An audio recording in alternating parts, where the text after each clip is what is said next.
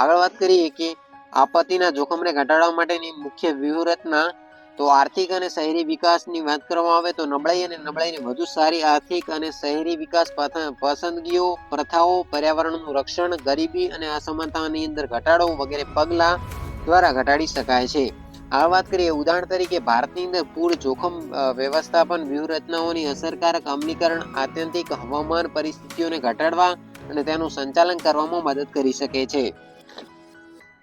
આગળ વાત કરીએ ધિરાણ વિશે, તો આપત્તિ જોખમ ઘટાડવા માટે ધિરાણ પર પુનઃ વિચાર કરવાની જરૂર છે અને દેશની અંદર સરકારી બજેટ દ્વારા પૂરી કરી શકાય તેવી નાણાકીય જરૂરિયાતો તે દેશની નાણાકીય સ્થિતિની સ્વતંત્ર નથી અને તે મર્યાદિત હોઈ શકે છે.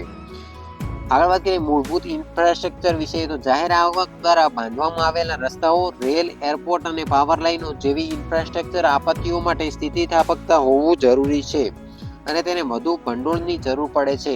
આવા આપત્તિ પ્રતિરોધક ઇન્ફ્રાસ્ટ્રક્ચરના સામાજિક લાભોને પ્રતિબિંબિત કરવાના વિકલ્પોનો ઉપયોગ કરી આ વધારાની જરૂરિયાત માટે નાણાં પૂરા પાડવાની જરૂર પડે છે.